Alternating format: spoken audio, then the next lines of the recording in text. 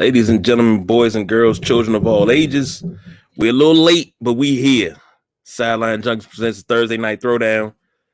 We're the incomparable, the undefeated, the immeasurable, the immovable object, the irresistible force. The man. Gilbert Brown. Hey, I love me some Grave Digger, man. He was my guy. That's the Midnight Ride. I'm the big guy, KG. Welcome to, as I said before, the Thursday Night Throwdown presented to you by the Sideline Junkies. First and foremost, how you feeling tonight, brother? I'm good, man.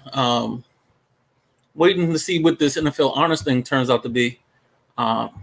Supposed to be inducting, or not inducting, but giving us the inductees for the Hall of Fame. So we're gonna try to keep our eyes out for that and keep our ears pointed. So if anything breaks, you'll get it breaking with us tonight. You'll get some breaking news if that's the case. And I am prepared for that because if it comes through, oh boy, I know it's gonna be some things to be said. But we're gonna start off NBA and trade deadline. That I said NBA. I didn't say anything about NBA. Cooperate, please. I love running the board. And we're going to have some Super Bowl trivia tonight, too. We're going to try to. So, NBA trade deadline. A lot of moves. And I'm just going to go down the list. The Warriors effectively trade James Wiseman for Gary Payton II for a reunion. I'm surprised at that because I thought James Wiseman, maybe I felt that he didn't get enough shine and they didn't nurture him enough, but that's just my opinion. What did you think about Wiseman with the Warriors? Was it enough time or was time up? Nah, this wasn't anything about his ability. This was a way for them to save. I think they saved $111 million by moving them now as opposed to keeping them and letting them play another year with them. So it was more so not a cash dump, but for lack of a better term, a cash dump, because you're still paying Steph, you're paying Clay, you're paying Draymond, and you're paying Poole. So say you sold some money somewhere, and you're paying Wiggins. Surprisingly, I thought that they would move Draymond around this time. I thought they would have moved him and got him up out of there after that early season altercation with Jordan Poole. I thought that they would move him just to say, hey, thank you for what you did, but peace out. I think he's too valuable for now for the way the team is constructed. Maybe they can get another different piece there to kind of supplement what he does. Then maybe you can move him. But right now, I think it would be too big of a gap to not have him in place. All right. Next up, Rockets acquiring John Wall from the Clippers in a 3-team trade. It's funny, but it's not funny. John Wall talked all that trash about Houston just to wind up right back there, but he might get bought out. So he may become a free agent. There's no might. They talked to him. They probably told him, we're going to trade you back to Houston. Houston will buy you out, and then you can try to go somewhere else where you want to try to reinvent yourself. So that's why I see that going. I like that. The deal is the Houston Rockets get John Wall from the Clippers. And it says the Rockets plan on waiving him. The Clippers will receive Eric Gordon and 3 second-round picks, and the Grizzlies receive Luke Kennard. In addition to Wall, the Rockets will also get Danny Green. So, and I think he's another candidate to get released too. There's no need for Danny Green to sit there and suffer with those kids and not try to play for a contender. Get them another ring somehow, some way, or at least ignite playoff Danny Green for somebody's team. Okay. This one is close to your heart. Let's not do that. Let's not say that. What is your team? Yes, it's my team. I get that. Go ahead, just get this over with. The Lakers trade Pat Beverly to the Magic for Mo Bamba because he got hoes calling the motherfucking Mo. Oh, sorry.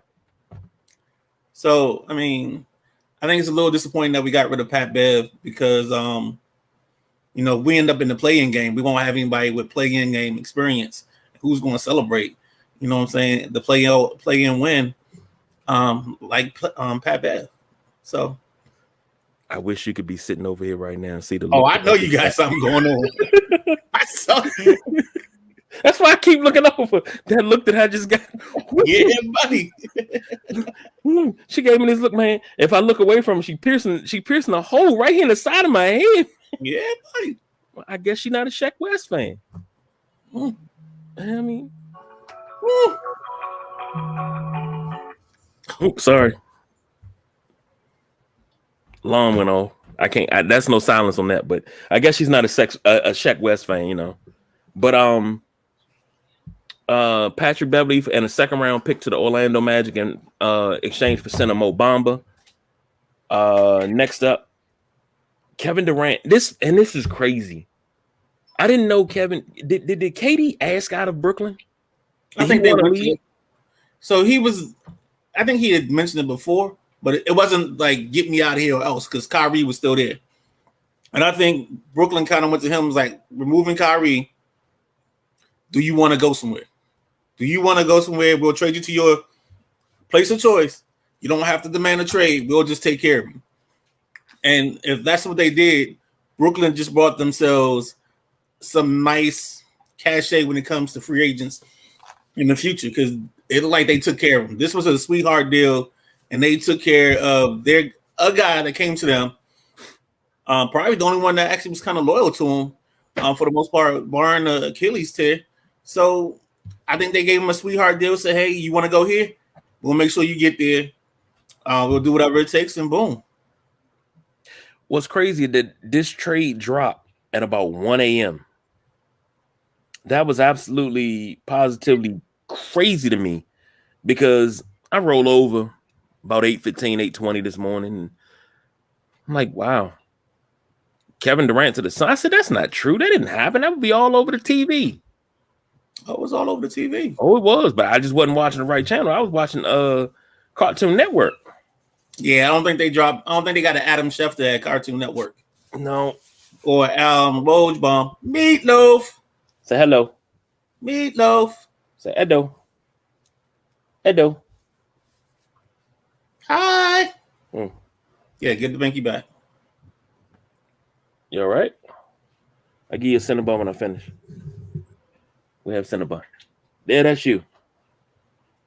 Don't go to sleep on that. All right. Come see me when I finish, okay? We have Cinnabon. Yeah, I'll pump you full of sugar and send you right there to your mama. But Kevin Durant from the Brooklyn Nets traded for Jay Crowder, Mikal Bridges, Cam Johnson, 4 unprotected first-round picks in 2023, 25, 27, 29, and a 2028 pick swap. And TJ Warren is headed to the Phoenix in the deal as well. And he played good ball in Phoenix when he was there. Yeah, and Jay Crowder is reportedly on the move again as the Nets are trading him to the Milwaukee Bucks in exchange for 5 second-round picks. Wow.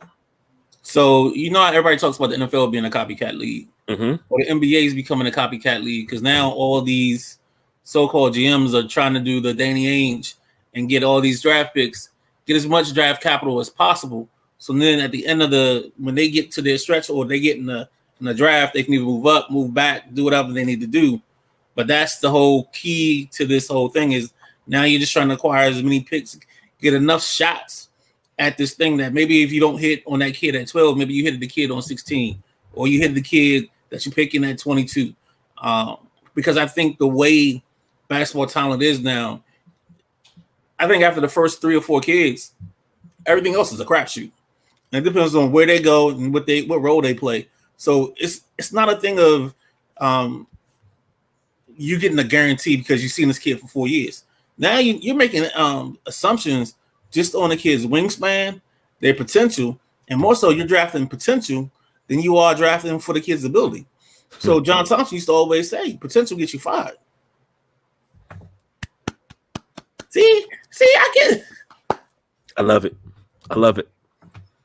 And to be honest, that's the way I look at NBA draft. Because tell me this: in the 2000s, name me a bona fide sleeper in the second round in the 2000s.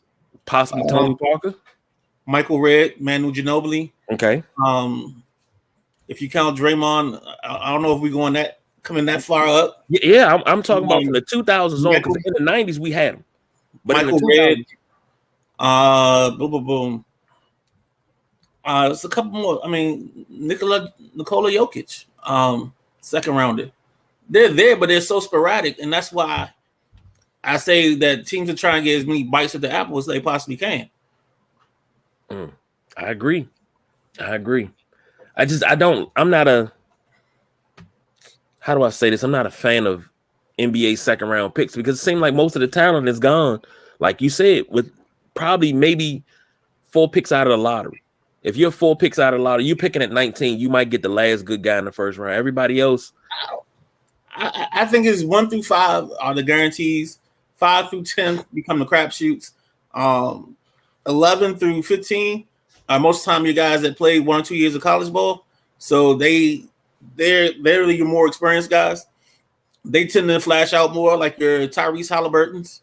The kid that's in Atlanta now that Charlotte traded. God, his name is escaping me.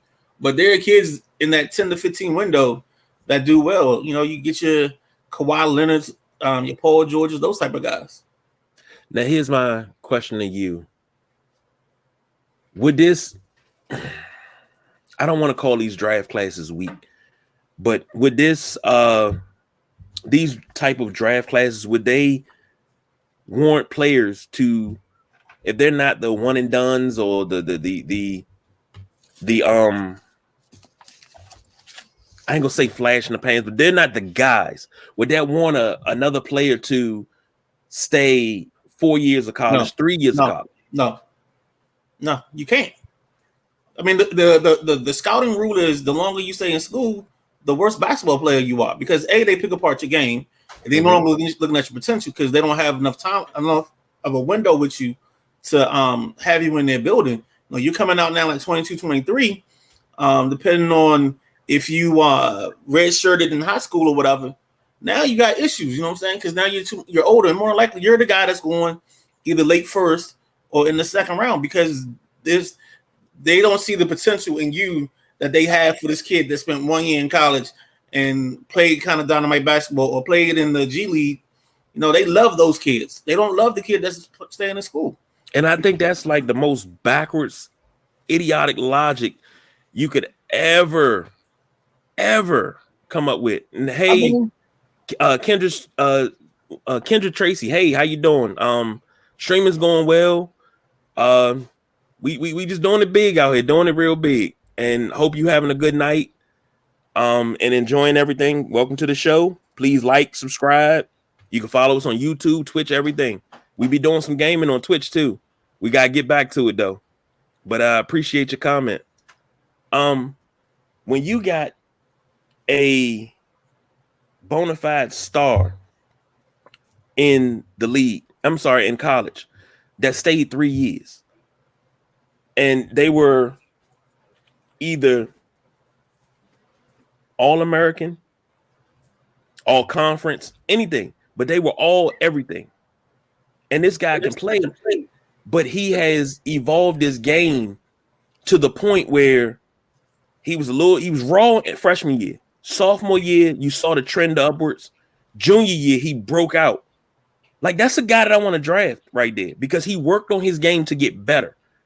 So you're trying to find a balance between a kid like Grayson Allen and DiVincenzo from Villanova. That's on the good end of the spectrum. And then you got to come back to the kids like guys like Kispert, guys like Johnny Davis. I mean, good God, I saw Johnny Davis the other night. I think it was Tuesday night when we were on, and he doesn't look like an NBA player right now. And I think the beauty with the young guys, they have a big enough window where their first 4 years is pretty much their college years. Yeah. I mean, think about a kid like Markelle Fultz. I mean, if you asked somebody 2 years ago, Markelle Fultz was a bust. Now he's starting to put things together. He's starting to get his body back together.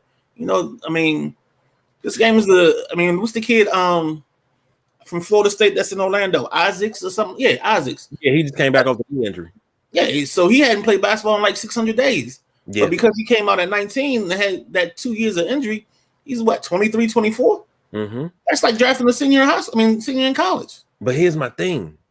Rather than have that guy go through 4 years of a growing pain or 3 years of a growing pain, why not have him go through that in college? And then when he comes, you introduce him to the pro game, which he's already probably acclimated to a little bit if he's getting the runs off season. But it makes no sense because what's a rookie contract? A rookie contract is what, 4 years? And the fourth year is an option for the team? Yeah.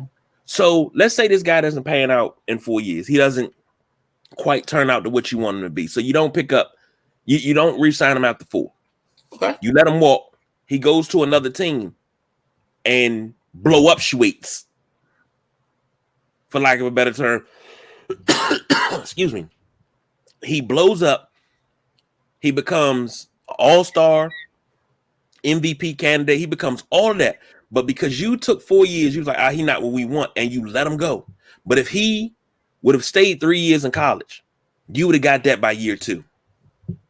See what I'm saying? But that's still 6 years out this window. Yeah, but that's 6 years out. And then the other thing, KG, you're acting like these kids want to go to school. They don't want no parts of school. They don't want any parts of the educational part. I mean, I remember Ben Simmons in his autobiography or his little documentary, and he was bemoaning getting up and going to school. He was hating the fact that he couldn't go across campus without seeing the Ben Simmons jersey, and he wasn't getting any money for it. These kids the educational portion of this isn't the same, and so they don't want to be there. I mean, a lot of these guys, even when the one and done, they make sure they pass the first half of the year like you're supposed to, and then you're automatically eligible for the second half, and most of them don't go to class and all that stuff. Simmons did that a bunch. And see, that's the problem that I have, because you may be winning at the game of basketball, but you're losing at the game of life. KG, you get drafted first or second. You go 4 years. Say you blow a knee out. Worst case scenario. Get something, you can't come back. Almost the Deshaun Livingston type of thing. Right? You don't get the comeback that Deshaun Livingston has, but you got enough money. You can go back to school. You can figure the school part out. Yeah, but the thing is, if you do it right the first time, you don't have to come back and do it again. That's what my grandmother always told me. They don't want to do it. That's the problem, and that's your problem. You know what you're doing? You're shaking your fist at the cloud right now. But that's a problem, because no, it's not, because it's not their world. This is the thing. You talking like a dad. Because it ain't. Right.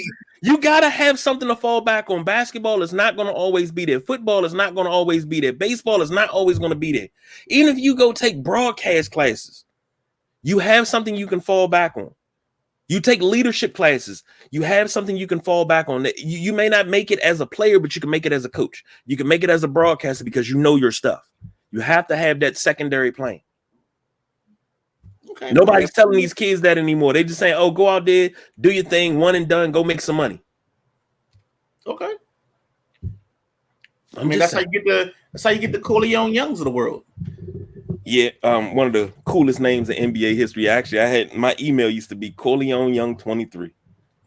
I remember Sports Illustrated did a comparison between Corleone Young and the young Michael Corleone, and I never forget it. The comparison was Corleone Young will bury jumpers in the Meadowlands, and young Michael Corleone buries bodies. Oh, wow. I was like, oh, man. And that's how I know him. But ask me if I've ever seen him play. Have you ever seen him play? No, sir, I have not. Right. Could not tell you nothing about his game. I knew he had one of the coolest names. Everybody enjoyed him.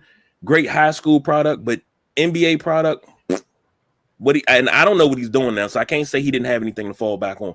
Don't know what he's doing. I don't have his phone number anymore, so I can't say that. But next trade, your Lakers again. Russell Westbrook is leaving Los Angeles. Next playing destination is unclear. He got traded to Utah, but he might be bought out in Utah. The Lakers got D'Angelo Russell from Minnesota and Malik Beasley. Also, Jared Vanderbilt from the Jazz. While Russell Westbrook, Juan Toscano Anderson, and Damian Jones, and a lightly protected 2027 Lakers first round pick will be sent to Utah, and the Jazz is sending Mike Conley and Nickeil Alexander Walker to Minnesota, which will also receive draft picks. Two things about this. Somebody said Russell Westbrook signed that deal. I think it was with the Rockets 5 years ago. Here we are in year 5. He's on his 15th. Yep. Do you think, to be honest, there's a market for Russell Westbrook in the NBA? Clippers. It's 3 teams. I know the Clippers are the main ones that are talking about, and the Clippers kind of made some moves to kind of make that a possibility by trading. And I know I'm gonna get ahead of ourselves a little bit, but by trading Reggie Jackson and moving John Wall, kind of create the space to have a need for a guard. Okay. Number two. Malik Beasley going to D'Angelo Russell going back to LA. Malik Beasley joining him. And now you have Scottie Pippen Jr., Malik Beasley in the same building playing for the same team. That's their stuff. And you got I'm not even gonna go there. Because I'm definitely not a big fan of us having D'Angelo. Didn't D'Angelo Russell snitched on Nick Young, wasn't it? Yes. Let's get that out the way now so we don't have to revisit it again. But yes, I mean, he's more mature. His game has matured. I like D'Angelo Russell, and I like the Lakers pickup. But I saw you made a post. I want to say it was last night about getting weaker on defense with D'Angelo Russell. Yeah, he's a turnstile. Olay defense. Olay means you got to be in front of him. I'm sorry. I mean, it just doesn't make sense to me. Maybe he has a better jumper than I remember because I really haven't watched my Minnesota Timberwolves basketball this year, so I might be a little off on this game. My scouting report may not be up to date, but yeah, I'm good. Okay. I mean, getting rid of Russ was just because they wanted to get rid of him, but getting D'Angelo Russell when you could have gotten no God, I'm not gonna start that. So yeah, that's it, man. That's it. You know. The Kyrie deal we said on Tuesday that it hadn't been finalized. It's finalized. He played his first game last night, hit his first bucket. A lot of people were upset. Some people were actually happy. The Lakers also, as I said, traded Pat Beverly to the Orlando Magic. Beverly is not required to report. The Nuggets received Thomas Bryant in that deal. And then we got back some kid named Davion Lee. Yeah. Davion Reed. Second round pick. Doritos. Let me see what else. The Kings traded for Kessler Edwards from the Brooklyn Nets in exchange for the draft rights to David Machinu. The Spurs acquired Dwayne Dedman and a 28 second round pick from the Miami Heat in exchange for cash considerations.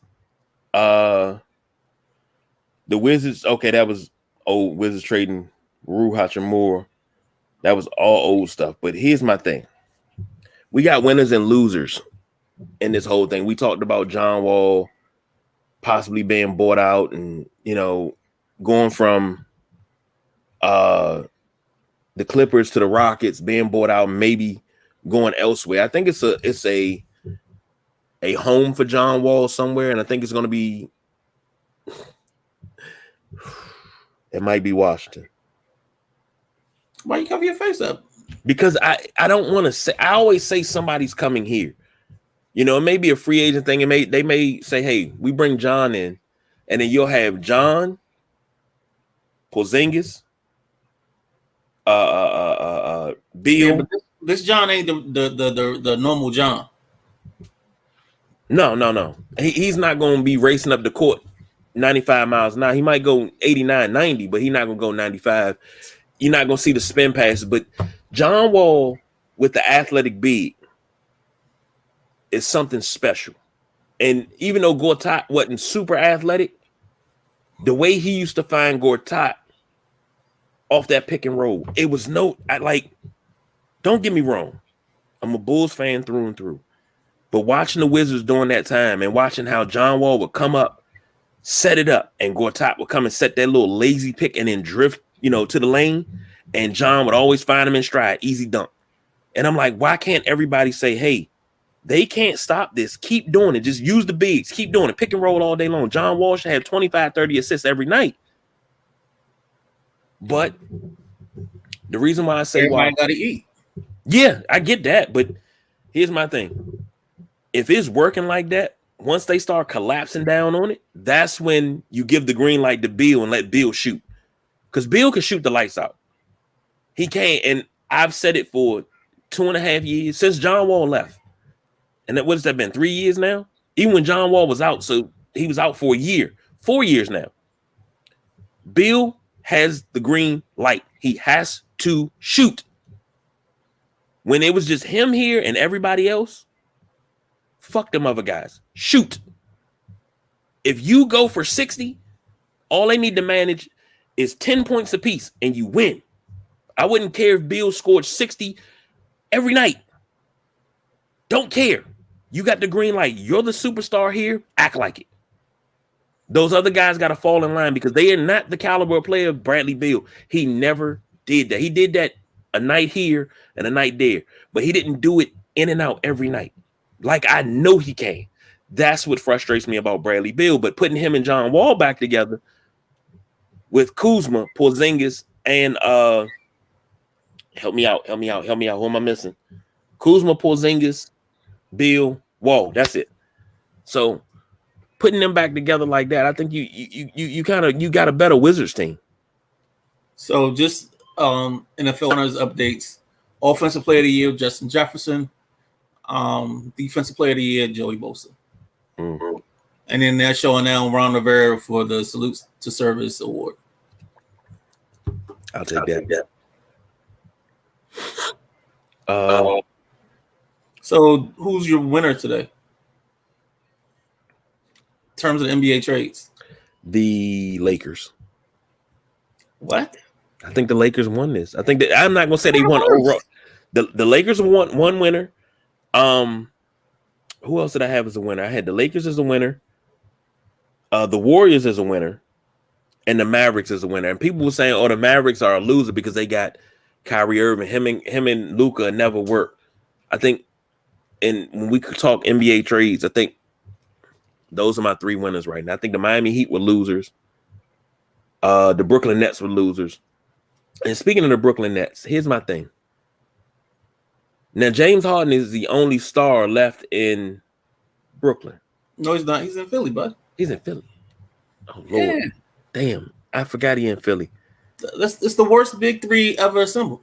Yeah, it is. It is. Yep. And I think they played for Ben Simmons. They played a total of 21 ball games together as a trio. Damn.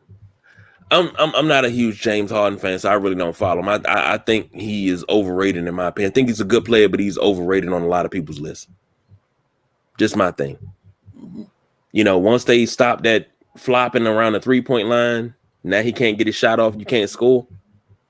That was always a problem for me. But Brooklyn, okay, you lose Harden. You lose. Well, I'm not gonna say lose, but you trade Harden, you trade Durant, you trade Kyrie. You trade your whole big three. Now you got to depend on Ben Simmons, who's timid at best. It's not the players. It's management. And I said that the other night. It's something wrong with management. So that's why they blew it up. Management. They blew it up. They blew it up because they realized that whatever the problems were, whether it's them or not, they just wanted to get rid of this stench that was in the building. Maybe they are at fault in some of this, but now they start a brand new.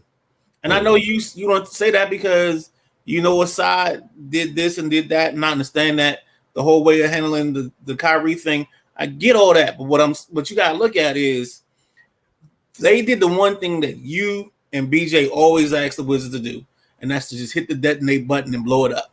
And that's exactly what they did today. They blew it up for a chance to figure out what their ball club is and take the draft picks and figure out what they can become. That's all they did. But here's the thing, and that's what makes them actually a winner on this day.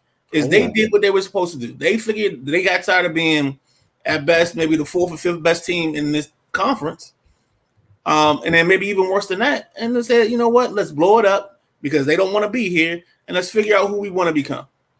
But here's the thing. Now the Nets they reeled off that 11-game win streak when Kyrie came back. They made it. They got themselves all the way up to number 2 in the Eastern Conference, right? I think they were like a game and a half out of first. They faltered a little bit, but when we say blow the Wizards up, that's when the Wizards are like 9-32. We like just let it go, blow it up. It's a difference of blowing it up when you know the ship already has holes in it, the engine's bad. You got holes in your sails, so you're not moving. That's 9-32. Being 32-22 and 5th in the East is not panic mode. That's not blow it up. Now, granted, you wanted to move Kyrie, and I'm glad you moved Kyrie because he needed to get out of that toxic situation. Right now, with everything that's going on, go back to that. See, that's the part. See, you're there. That's the detonation of that's their 9-32. Is the second they trade Kyrie and you got KD on the men, you're still struggling. So why halfway struggle? Now, here's my thing. And then why fall into this? Because you're gonna fall no matter what. Okay. So why fall to 8, 9? Have KD on a team where you're 8th or 9th again, and then either you're out in one and done, and then now you're sitting there with a high pick, a late pick, and you can't really make your team better. Okay, let me put it to you like this: if it was really about winning, it was a lot of packages that were speculated, quote unquote, to be available for Kyrie Irving, but you're so toxic, you decided to stick the screws to him and say we're gonna send you to Dallas for peanuts, when you could have gotten more capital back as well as draft picks because people were offering a lot for him. But you're like, nah, I'm not gonna send him nowhere where I think he's gonna do good. Not gonna send him nowhere that he wants to go because I want to stick it to him. That's a punk move. And they turned around and made up for it by trading KG and then moving today. Like they took one bad move because maybe that's right. They were petty in that moment, but then they corrected the petty by sending KG to Phoenix, which he has been rumored to say he wanted to go there. Yeah, and then you get Jay Crowder to the Bucks, who he's been speculated to go to the Bucks the whole time. So where's the problem? I don't know. Maybe it's me and it's a personal issue on me. Yeah. Maybe it's a personal issue. It's personal right now. Okay, I'm self-aware to know that it's personal. Last but not least, before we jump off of NBA and jump into NFL news, LeBron James broke the NBA's all-time scoring record on Tuesday night, right after our show. Kareem said some things and he congratulated him, and he says, I'm not worried about the record, I'm worried about my social. And I get what Kareem is saying. And the things that I've seen since LeBron has broken this record makes me sick to my stomach. You take something historic, pure, and nice like this, he broke the record. Oh, well, they lost. Okay. We're talking about this moment encapsulated in time. Then you have somebody posted LeBron shot to break the record. Everybody got their phones out. But Jordan's last shot is a bull, not a phone in sight. In 1998, everybody didn't have a phone. Nobody was taking pictures off their Nokia push and talk. Exactly. And you weren't we didn't have camera phones in 98. Right. You came in there with the Polaroid Instamatic cams that was a little cardboard box that had the camera in it, and you took your pictures. But to compare Jordan's last shot to win championship number 6 to LeBron's shot to break the scoring record, and you diminish what LeBron did because everybody had their phone out, I think that is asinine. I think it's unfair. And really and truly, it is just like a level of hateration of epic proportions. anything anybody can say to diminish what LeBron has done in this league, what he has done in his career, what he does in life, anything that to diminish it, it's okay. Then I'm a Jordan fan. Yes, I am. I'm a Jordan fan through and through. I believe Jordan is the greatest. Here's my thing. When LeBron said, well, I think I'm the greatest player of all time. Oh, man, he shouldn't have said that. What the fuck do you expect him to say? You expect him to say, well, I'm not the greatest, you know. If you don't bet on you, nobody else is going to bet on you. I made a comment on a post about it. And, well, LeBron shouldn't have said that. That was a self-centered thing. I said, dog, I feel I'm the best husband in the world. Ain't no other husband in this country, in this world, better than me. And then you know what happens? One of my uncles walk in the room, and I'm just another guy. But I still feel like I'm the best. But I know I got somebody else that's better than me. But, you know, I'm not going to stop calling myself the best. If I don't bet on me, who's going to bet on me? Who's going to believe in me if I don't believe in me? Stop tearing down one legend to build up another, when you can actually build up both of them at the same time, because LeBron is good for what he did in his era. Jordan is good for what he did in his era. That whole he played against plumbers and bricklayers and stuff like that and congressmen. Let that shit go, man. Let that hurt go.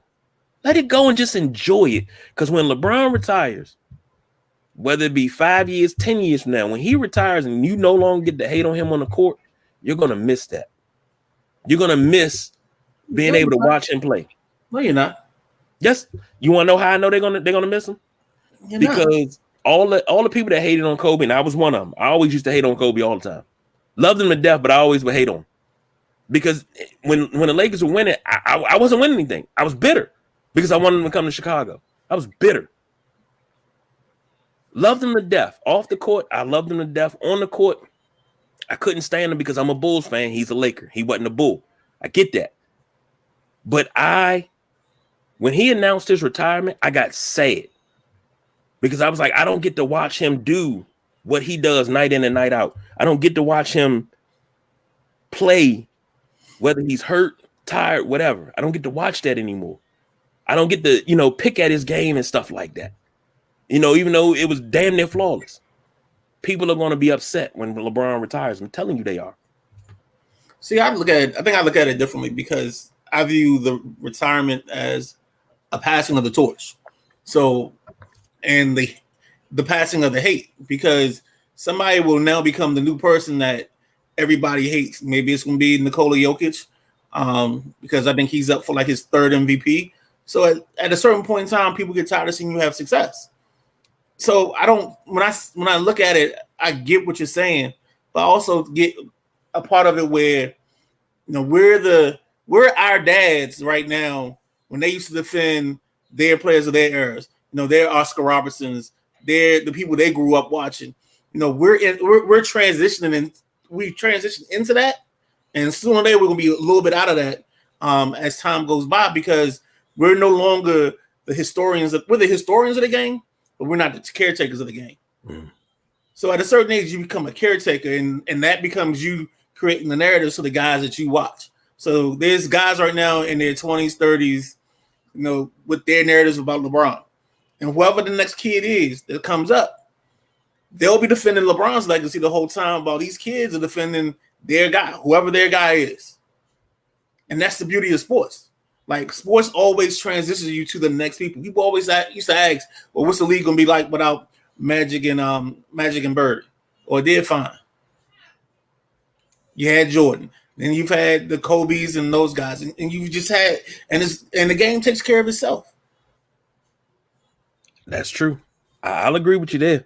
I like that that title of caretaker of the game. Yeah. I like that.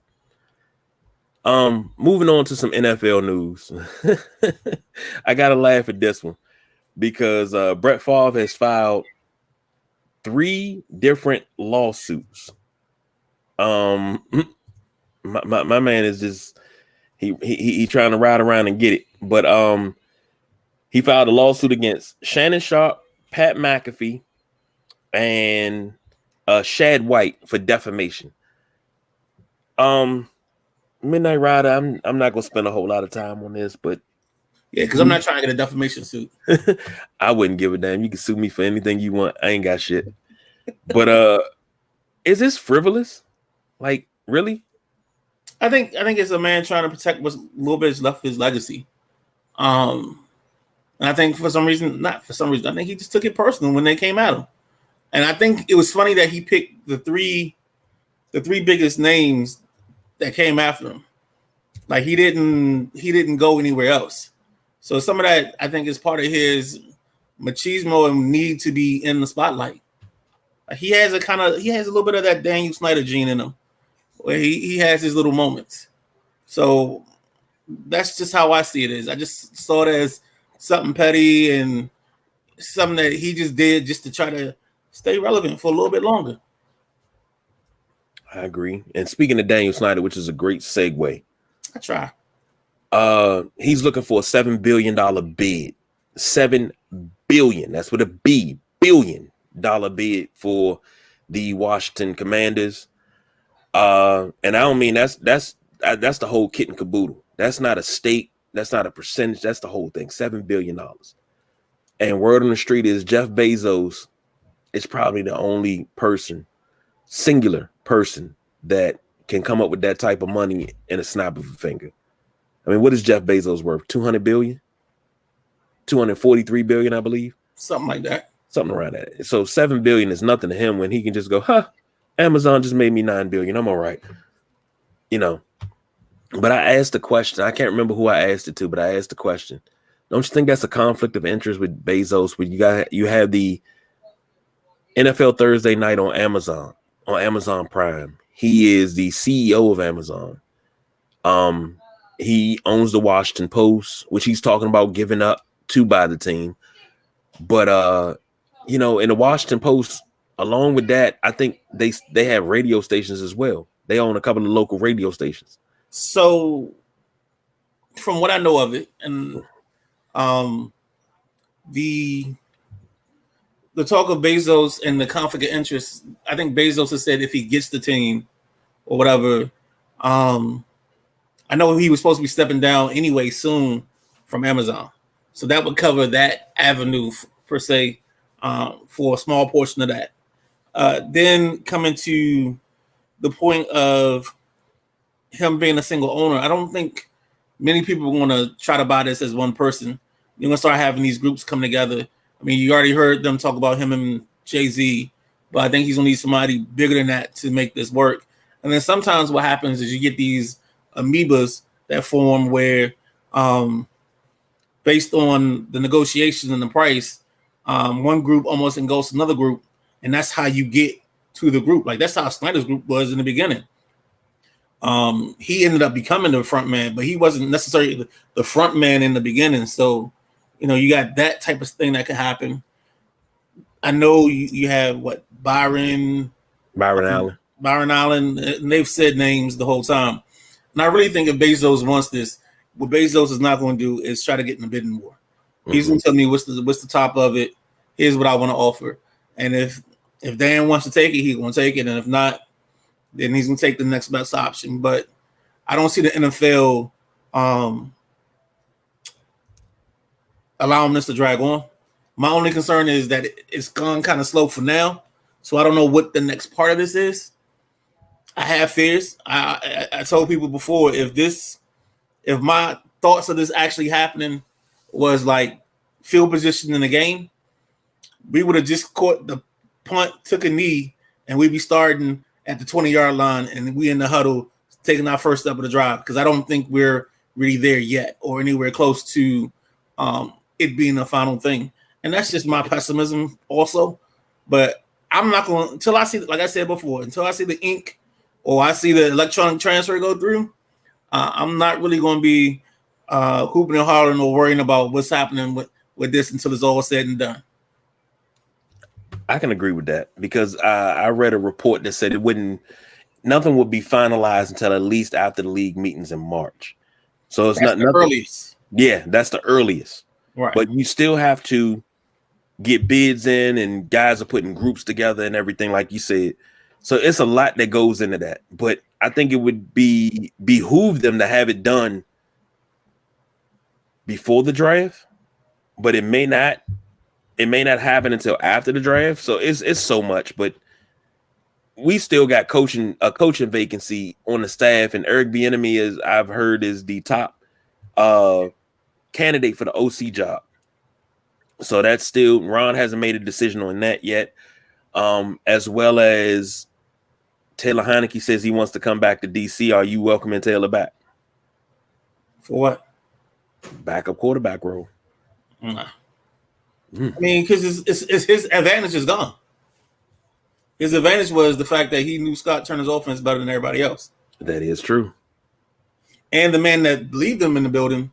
I mean, I feel like Ron Rivera is the last person to try to believe in him, because in his most important game, he decided to go with Carson Wentz. He did everything in his power to get back to Carson Wentz. He probably even heard people was like, nah, I don't think you should do it. Nah, Carson can get it done. And it fell flat in his face. It's the one decision he made this year that really messed up their whole momentum. They lost momentum the second he made that decision. Mm-hmm. I agree with that. And with Taylor won the Cleveland game, I don't know. But the thing about it is they look lethargic. They look like they had no hope that this quarterback could get them in and out of this ball game and make them competitive. And it showed the whole time. I agree. God, I agree. Just that was I see more of a guy, and the perfect guy is a guy that you talk about in the show a lot. It's a guy like Tyrod Taylor. A guy like Tyrod Taylor would be perfect in this situation, because he probably knows, he's been in so many places. He knows pieces of all offenses. So if it's Bieniemy that comes in, maybe that's the guy. Maybe with Bieniemy, maybe you see what Chad Henne's doing, because he hasn't looked bad at times he's had to play. Mm-hmm. He knows the system. He can teach the system. What's my guy? God, his name just popped out my head. Number 5. He only played in like 6 games, but he's got like a bunch of big contracts. Chase Dane. There you go. He's another guy that played in their system. All you got to do is either find a guy that played in the system. He's the primary backup. And I still think you draft a kid on day 3. Somebody that's a project, or somebody that, has good numbers and has a decent arm, and maybe if in a pinch, you can use him. Because, I mean, let's think about it. Last 4 to 5 years, this team has used 3 quarterbacks every season. So you can't skimp on the third quarterback. It can't be Eric Fromm. I'm sorry. Good God, please, dear Jesus, no. Okay. No Eric Fromm. Last but not least, NFL news. This is personal, so I want to ask you this personal question. Oh boy. Number 1, are you excited about Sunday? Yeah. I mean, I think it's the fan of me hates that Philly's there representing, because they're the Eagles. The football person is excited because we got the 2 best teams in the league. I kind of gave this explanation at work, and the lady didn't get it, but you'll understand. The fan of me doesn't like it. The football person loves it, because we have 2 defenses that can create plays. We have 2 offenses that can make plays. And all we have to do is sit back and watch and just see where momentum takes us. Agreed. Second question. What's the eats for Sunday? You know what? I don't even know. I had my menu already 2 weeks ago. I can't even lie to you, man. I have not done anything big for the Super Bowl probably in 3, 4, 5 years, because they keep pushing it back, and like that 6:30 start with the hour halftime, I ain't as young as I used to be, man. I fell asleep one year, it was 28-3, and then I woke up, it was 28-28. So I figured, hey, as long as I see the end, I'm good. Yeah. I get my old man nap with my drink on my stomach, Man.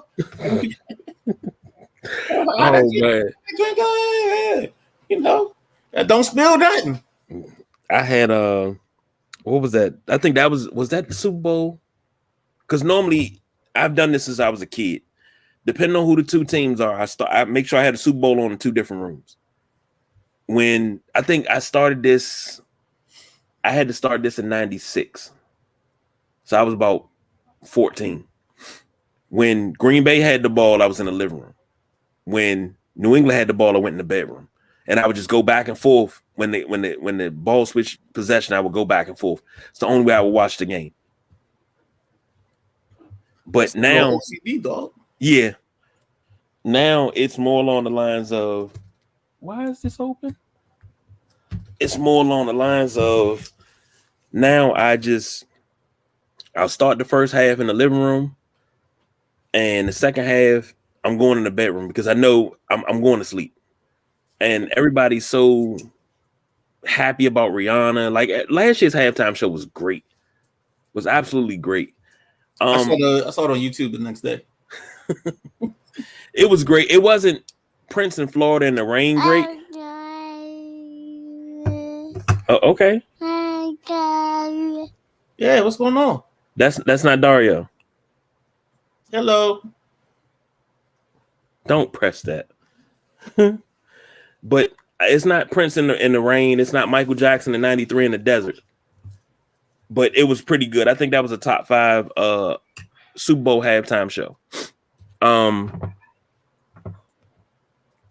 You didn't sit around and watch Tom Petty? That's one of the top 5. Tom Petty and the Heartbreakers was great. That was absolutely great. Madonna was good too until she fell down the steps, but I found that hilarious. But just me, and not many people caught that stumble. But this year with Rihanna, I'm just like, like you made mention of Jay-Z being part of the ownership group with Jeff Bezos. And I'm not a fan of that because I still have a moral beef with Jay-Z. You know, the whole, we got to move past Nelly. You know what I'm saying, son? You know, but God, Jay-Z, tell us what we're going to do since we're moving past Nelly. You have said nothing. I have a problem with that. They've hid behind.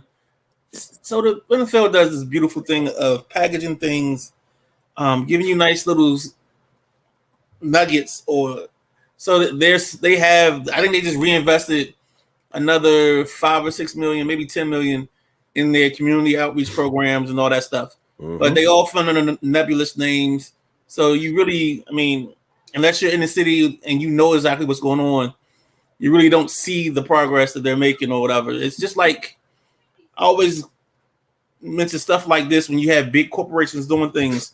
It's almost like that church that always goes to like some third world country, and they're supposed to be helping them get irrigation and water.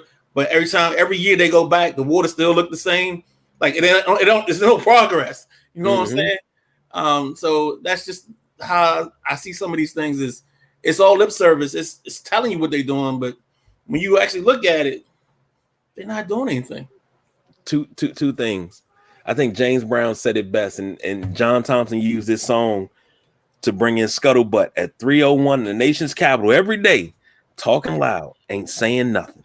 Yeah. And then, you know, if you've ever seen the movie First Kid with Sinbad, he was teaching him how to dance. He was just moving. He said, I ain't doing nothing, but it looks pretty. That's exactly what it is. Well, I'm not doing nothing, but it looks pretty. I mean, they got allegations now because they've been doing some fact checking on some charities from the guys that were Walter Payton Man of the Years. And there's conversation that Russell Wilson's people have had some financial improprieties where only like 27% of the donations or the money from the charity is actually going to the people. And they spend a lot of their money in the salaries and things of that nature.